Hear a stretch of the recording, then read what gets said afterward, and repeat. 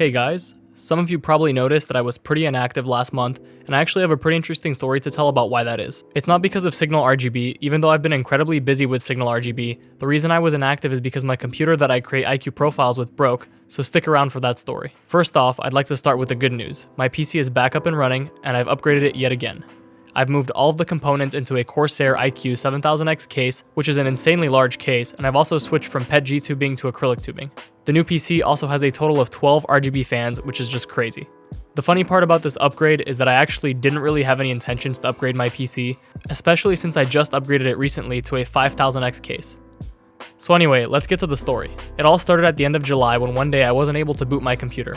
The motherboard was throwing a CPU error code. I ran all of the troubleshooting steps and I determined that the processor had in fact failed.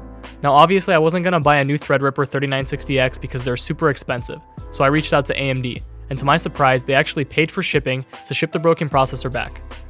At this point, I didn't really have to take apart my PC that much. I had to drain the loop and remove the water block so that I could take the broken processor out of the PC to ship to AMD. Within a week, I had a new Threadripper 3960X processor. So I popped the new processor into the motherboard, I fill the loop again, and try to boot the PC, and everything boots normally. Now here's the interesting part.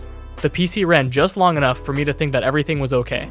Only a few hours later, I go to boot the PC again, and there it is, failing to boot with a CPU error code on a brand new Threadripper 3960X. At this point, I'm 100% sure it's the motherboard at fault and not the processor. This motherboard is a Zenith 2 Extreme Alpha, which is also not super cheap, so I wasn't just gonna pay to replace it. I've heard all kinds of stories about how bad Asus support is, so I reached out to Asus support expecting the worst. They made me pay for shipping, and they didn't keep me updated on anything. They didn't even tell me that they had received the package, whereas AMD kept me in the loop on literally everything. When the broken processor arrived to AMD, they told me it arrived. Whereas with Asus, I had to call them to even find out it had arrived. I called them and they were like, oh yeah, it arrived a few days ago and our technicians are repairing your motherboard or whatever. I would have definitely appreciated being kept in the loop. They didn't even tell me that they were shipping a new motherboard or provide me a tracking number. I had to call them to find out that they were shipping a new motherboard and it was arriving soon, and that's when I finally got my tracking number. Anyway, I basically dealt with an entire month of technical difficulties.